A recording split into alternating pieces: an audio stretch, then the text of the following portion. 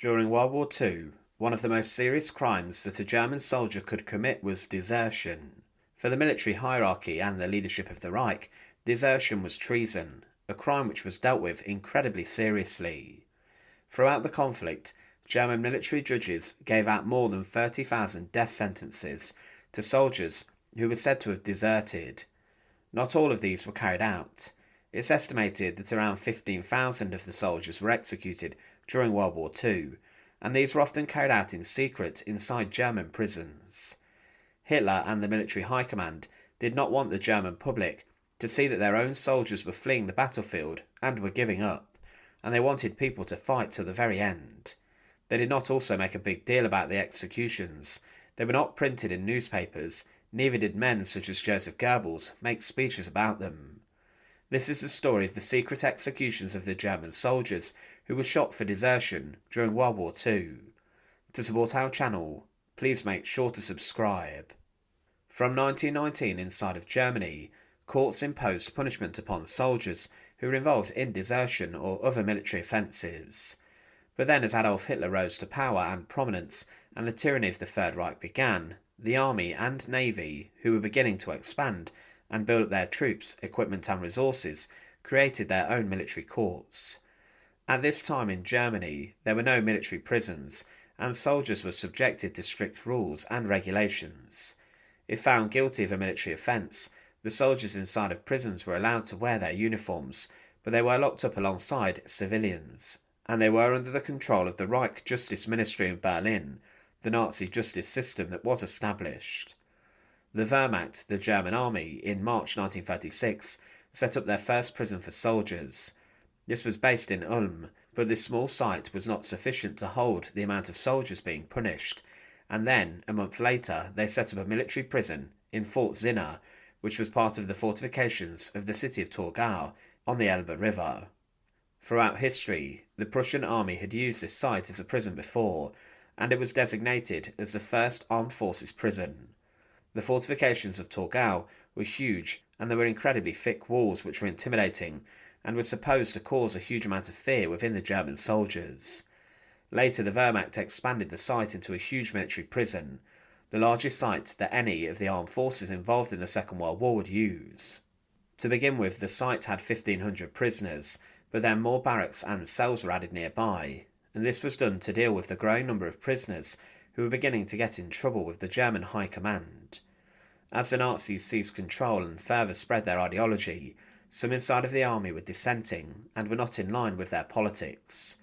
These people were said to have been enemies of the state, and there were huge roundups taking place, and significant inspections of the troops inside of the Wehrmacht led to people being found to have been resisting the Nazi party.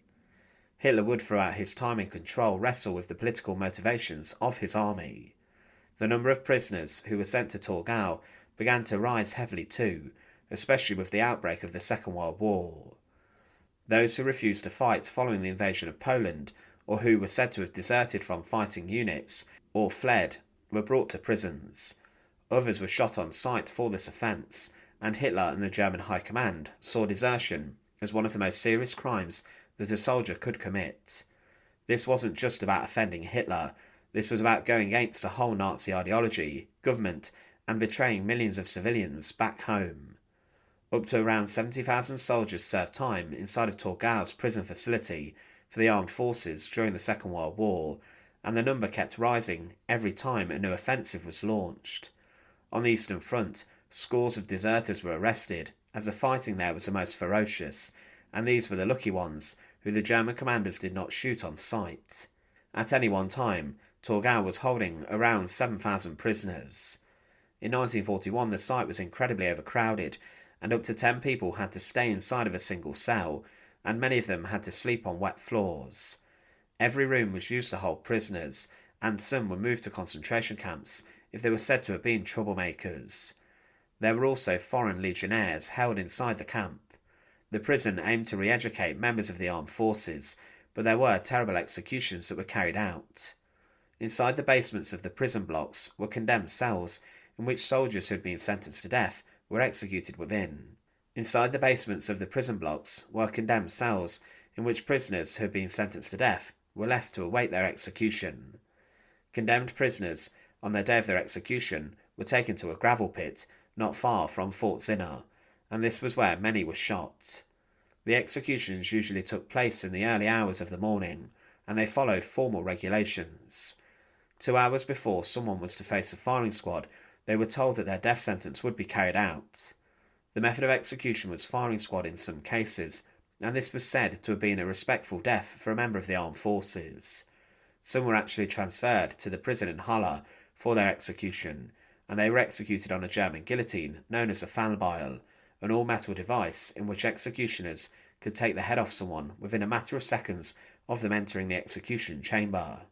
At Torgau, firing squad was solely used, and this would be the most preferred method for the soldiers.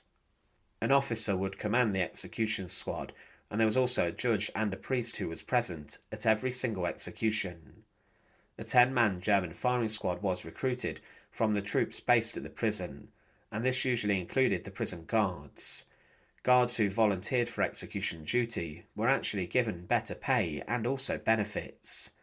In the gravel pit, the execution squad was stood on the edge, and the condemned Wehrmacht soldier was led into the pit, and a priest said a few final words, hearing the condemned's final words too, before the executioners fired straight into their target.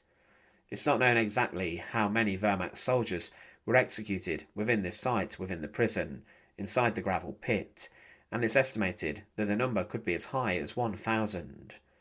Other records claim that around 300 executions of prisoners who had been sentenced to death at the prison were carried out inside of Halle prison by beheading.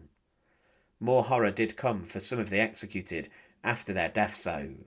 In 1944, Nazi medical experiments for the Navy took place, and they wanted to test camouflage, and this was carried out upon the bodies of the condemned soldiers from Torgau.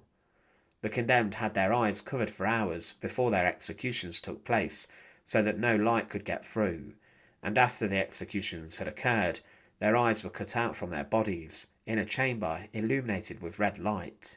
The point of this was to see if there was any way that the German forces could improve the performance of the eyes.